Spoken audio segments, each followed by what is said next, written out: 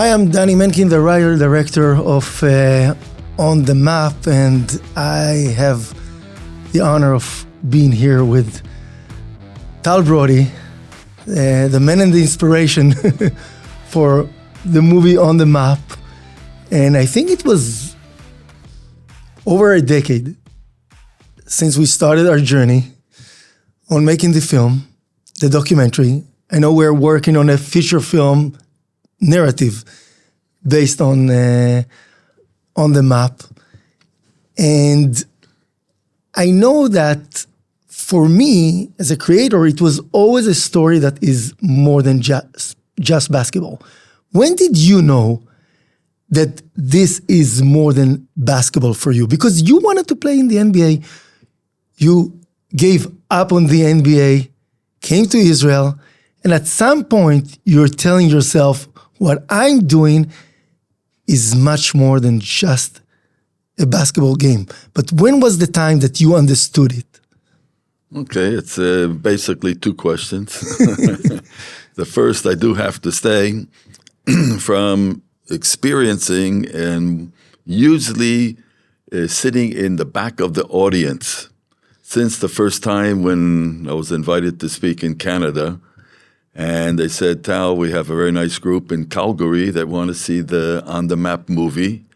And at that time, it was only the Hebrew version. And I said, well, the movie's going to be in Hebrew, and it's an English-speaking audience. And they said that, well, you'll see that what the reaction will be. And I went to Calgary, and I was curious to see what the reaction will be from an English-speaking Canadian audience that's going to be watching On the Map for the first time in Hebrew. And I know the value in English, which I'll relate to, or in Hebrew that I saw when you were making the movie, and what the value it is for the public that will see it. And I was curious to see how they would react. And I'm in the back, and I see people are watching the movie based on the story from the years of 76, 77.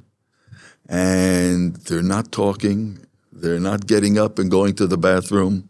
Their eyes are glued to the movie, and they're seeing a story about Israel that no matter how many times that they've been to Israel, and this is what I saw not only in Canada, I saw it from Sao Paulo, Brazil, to Mexico City, up to China, and all through the United States and film festivals, the same reaction that people that have been to Israel for many times never saw this type of story. And they were amazed by it. They loved it. They felt so proud of it, of seeing what you put together, of those clips at a time when I think just starting color TV in Israel. A lot of it's from black and white. And it just amazed the people because they see a part of Israel. It goes from the story of Entebbe, that the Israeli soldiers went in and a plane load from Air France plane was kidnapped and taken to Uganda. And the story starts there, how the Israeli army flew all the way to, the Air Force carried our elite soldiers there and freed all those passengers from the plane. And goes through the time of Rena Moore winning Miss Universe, and we won the Eurovision Film Festival. And you're seeing a period of time when Natan Sharansky was leading the Let My People Go for the Jewish community to let go and let them either immigrate to Israel or to other places, but to be freed from Russia. Then you have the story of 1977 that is even more powerful than the United States hockey team winning against the Russian hockey team, which is an amazing feat, amazing success. And here you have an Israeli basketball team going up against not the Russian team, but the Soviet Union team, which at the time, which they took all the best players from Europe, the Doncics from the NBA and the Jokic's from the NBA when they were players in Europe, and put all those European stars from those 20-some satellite countries in Russia into one team that beat the United States team in the 1972 Olympics, the first time that the United States lost in the Olympics. And here comes an Israeli team that's going to go up against them. And they're afraid. They don't want to play us in Tel Aviv, and they don't want us to come to Moscow because of political reasons at the time. And they chose a very small gymnasium in Virton, Belgium, that nobody even knew about. That, it's better. Every high school or every grammar school has a gymnasium much better than the place that we played. And when I asked Sergei Belov, the captain of the team, why did you choose such a small gymnasium? You're a better team at the time. You beat the United States team. What did you have to be afraid to play against an Israeli team? And he says it wasn't their decision. It was the political bureau that didn't want anybody to notice in case they would lose the game. They would lose face amongst the Arabic world, which they're supporting all the military advisors at that time. And they didn't realize that from 500 people in that stadium, 498 will be from Israel and thousands will be outside the stadium, and the game will be broadcast through satellite back to Israel. The only two Russians were and only two KGB agents were cheering for them, and 498 for our team. And the excitement within the stadium that you're shown in the movie, which was amazing, you can feel it, and that's what the crowd all over the world, which I've been, when you invite me to escort the movie. And the crowd, the people that see it feel so proud, and they feel so attached to the movies. And it's like all the movies that you're doing, which is basically presenting the face of Israel in such an important time where you have so much anti-Semitism around the world today, where people don't understand what really Israel is. And it's amazing, when I saw a couple days ago, we're still with all our year from October 7th until today, with the hostages and all the sorrow and everything, with the amount of our soldiers and the civilians that were killed, that we were voted by the United Nations last poll as still within the 10 nations that the people are the happiest to live in their country. We were rated 8th, which was only 2. We're usually about 6th or 5th. Mm-hmm. And it's amazing because that's the spirit of Israel. And your movies, not only the On the Map movie, show it. And that's what the people enjoy seeing, because on the TV, they're seeing such propaganda and Hollywood. I call it Hollywood. It's like the Indian movies, but anyway, it's like they all I would say our enemies, but anyway, they're producing more or less non-realistic type movies, which show deaths and sorrows, but they don't really see what the real situation is in Israel, what we have to go against, and still the people love Israel, the people love living in Israel. People can argue in the cafes from the left to the right, and of everybody in different opinions, but we still stand one country, and the people see it within the movies that you have created. On the Map was one of my first childhood memories. It was really a moment that when Maccabi won Cheska, and you said, we are on the map, I can remember. And then later, when you play against Varese, and against all odds, you're doing this miracle on hardwood. My father lifts me up, and then we go to the municipality square, and on the way, the prime minister, we hear resign. There's so many intertwined politic moments that related to that year. And in many ways, what is exciting for me as a creator, and the reason why I'm working on making this a narrative film, is that many things have changed, but some haven't changed. You guys were part of the healing process of the country from Yom Kippur War, and we show it in the movie. That was part of the healing. Oh, yes. Among many. When you said we're on the map, that was communicating for so many people with Yom Kippur that all the countries around us didn't want us on the map. And today, I feel films can have the power to heal, especially now that we're all in a state of post-trauma from October 7. There is such a wonderful line between what you guys have done and the stories that we are able to share and tell, because we want really to lift the spirit. And it was a moment that you came, and Alex Gilati is handing the microphone to you. Did you understand that it will be iconic, that moment, or it just came from your heart? Because I remember when you and Mickey are walking together, he's always teasing you. No, you had it all planned. You had it all planned. You had it all scripted. And what was that moment for you? Well, first of all, you don't really plan up front beating the Soviet Union team that beat the United States team. But we were a team that had confidence. We thought we were a good team, and it was a challenge. Now, for myself, taking on that challenge, which you mentioned before, giving up the opportunity about playing in the NBA. Of course, the NBA in 1965, coming out of the University of Illinois and being chosen within the Sporting News, 10 best players in the United States, 12th in the draft, and the United States team to the World Championships.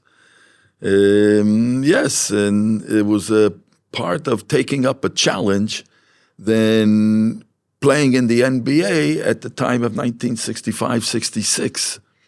And, before David Stern, the NBA was a dream, to play in the NBA, but it wasn't the same NBA monetarily wise than of today. Rick Barry and Billy Cunningham went to the ABA.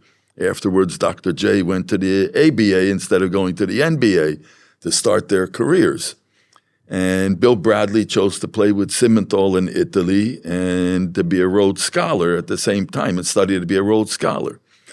And because of what happened during the Maccabiah Games of 1965, the 7th Maccabiah Games, after finishing the rookie camp with the Baltimore Bullets, which later became the Washington Wizards, I thought that when I came to Israel for the first time, and when I was approached by Maccabi Tel Aviv, when they said to me, Tal, look, you're a Jewish kid from Trenton, New Jersey. If a kid like you would come to Israel for a year, our team never got past the first round of the European Championships or any Euro Cup or any EuroLeague competition. And if you would come, maybe you could take us to a different level. And the challenge was more challenging than playing at the NBA at that time. And it was only for a year. So I thought that, okay, after a year, I could always go back, and then I said the ABA and the NBA were challenging each other at the time. And that year became so exciting and meaningful for me because I saw what was happening to the country because of what basketball was doing for the country, especially when we were winning and playing teams in East Europe and West Europe. And I saw what was happening in Israel. It was a time, my first year, there wasn't even any television, but the excitement of the announcer, Nehemiah Ben Avraham, just picked up the whole nation. And then Levi Eshkol, the prime minister of Israel at the time, he couldn't find people on a Thursday in the Israeli parliament. And when he asked where they were, they said they were all at a basketball game in Tel Aviv. And that's when he decided for the first time in his life that he would come to Tel Aviv and watch the basketball game. And it was Moshe Dayan that asked you to stay in Moshe Maccabi Dayan Tel Aviv was and came to every game. Yeah, Moshe Dayan was a fan of ours, and he was a friend of Maccabi Tel Aviv, and he came to the games. It was almost like part of the team. I mean, this is like, it's hard to script those things. But, I want to touch that moment that this is really the last year that you are playing, or you decided that this will be the last year that you will play. And then at that year, there is a big intersection, and we can see that in the movie that your father is sick. And before the most important game of your life, you're flying to see him in the hospital, and you're going to miss the most important. The reason why you came to Israel was to win the European Championship. And here you are, the captain, the leader of the team, going to the hospital. I mean, again, as a storyteller, you cannot write those stories. You cannot invent it. And here it is happening to you. And that was a big decision. It was a big decision. I mean, you built the On The Map movie, a lot within it is basically the story of my life, It's big drama. And part of those dramas, about 3 or 4 days before what I came to Israel for, to fulfill that challenge. And when after losing twice to the Italian championships, Mobile Giorgi Varese, we had to go up against them in Belgrade. And right before the team was leaving, a few days before that, my father gets a heart attack in Trenton, New Jersey. And I don't know, it wasn't really a dilemma, because I knew within my heart that I know what I had to do. I had to go back before going to Belgrade to see how he is.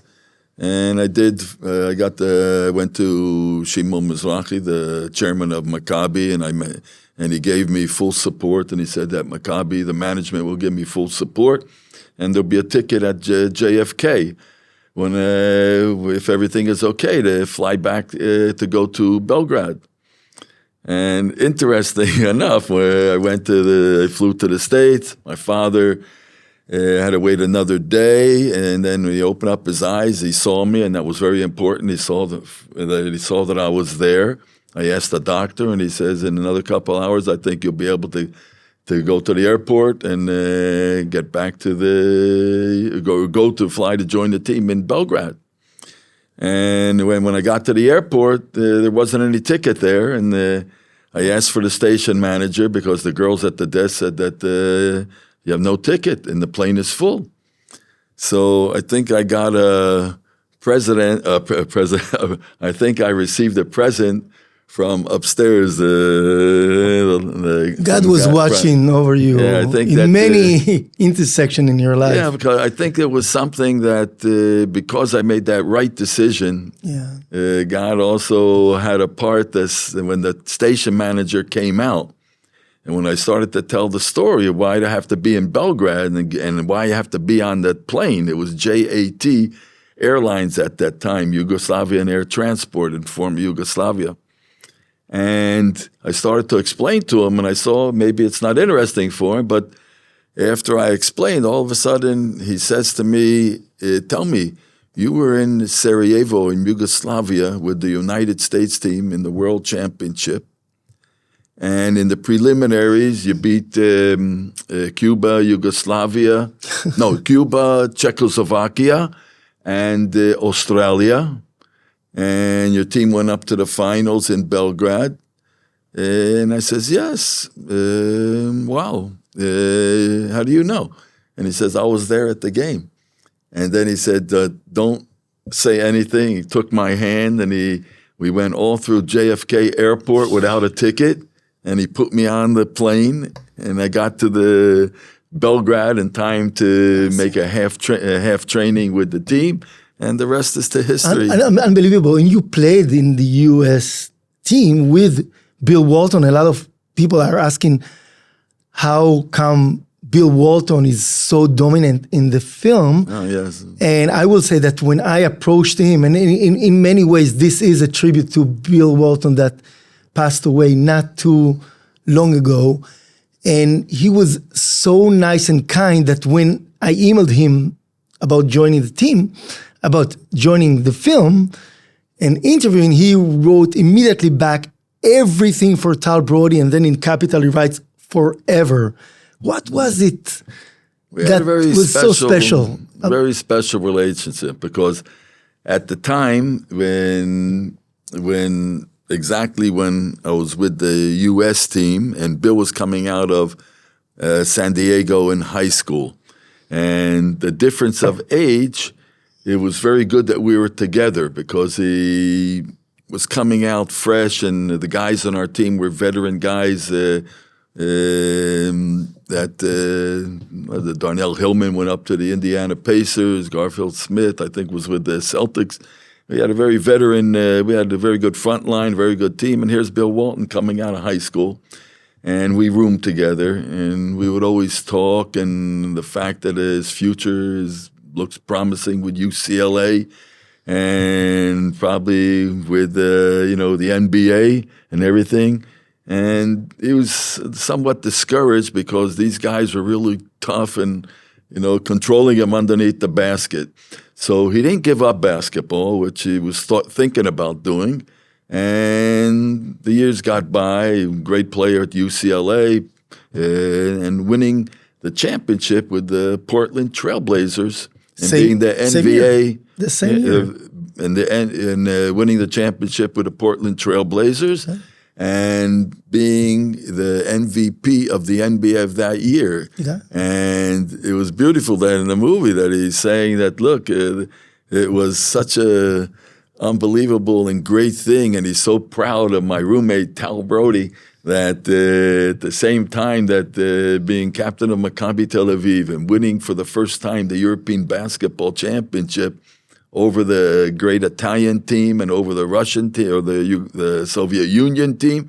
And here he is winning with the Portland Trailblazers, the NBA championship, and also at the same time, the MVP of the NBA.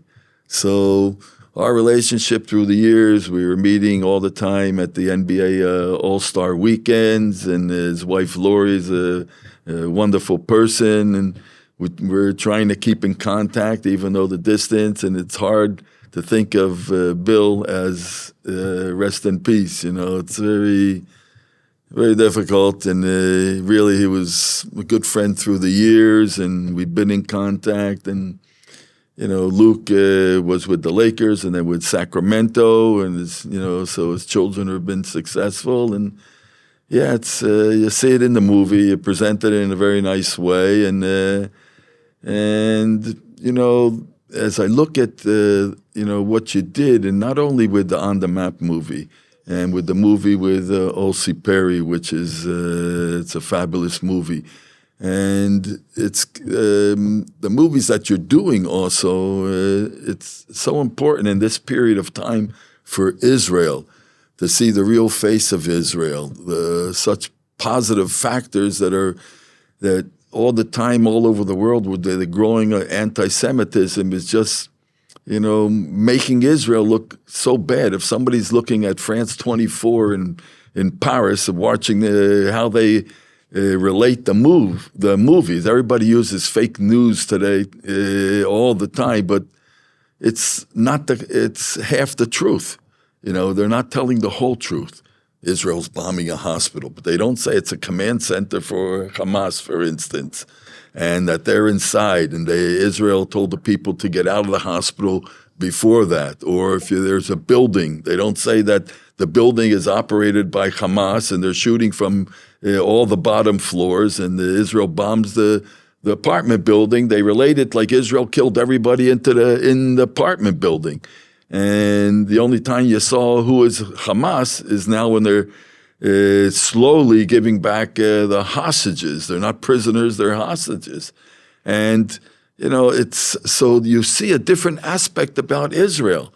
I mean, if you're sitting on the other side of in television stations, that you get a different relation to what is Israel, and your movies presented in a real way. I mean, you see, who is Israel, what is Israel, and this is the face of Israel, and it's so important that people see it in order to get the right feeling and the right perception. What is Israel, and who are the Israeli people? Because we have so much good news in Israel that's overlooked because of the newspapers. They're only looking for the tragedies in the Gaza Strip, but they don't see that 20 years that the people in southern Israel are living under missiles that are coming in from the Gaza Strip since it was given, in 2005 to the Palestinians.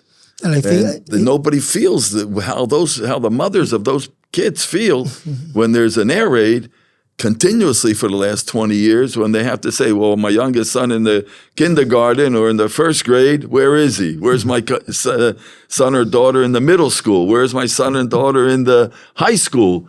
I mean, it's psychologically, it's terrible. And now, Tal, you have how many kids and grandchildren? Yeah, Tirza, my wife Tirza and I, we have 3 children.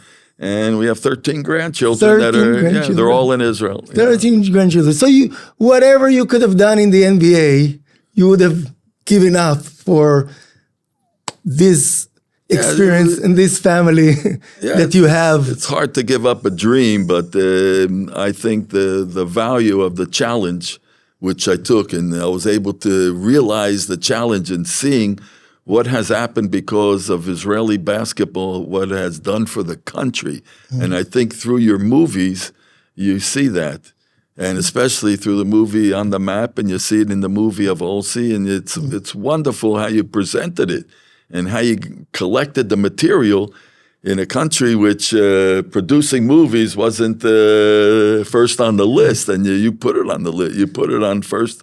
Today, filming in Israel is quite easy and quite popular. Quite easy is what we're doing, and actually, I will say that in many ways, the story of Olsi, which you are also part of, is available here. So if you haven't watched it, please do. And I will also say that, Tal, you're a great inspiration for telling inspirational stories from Israel.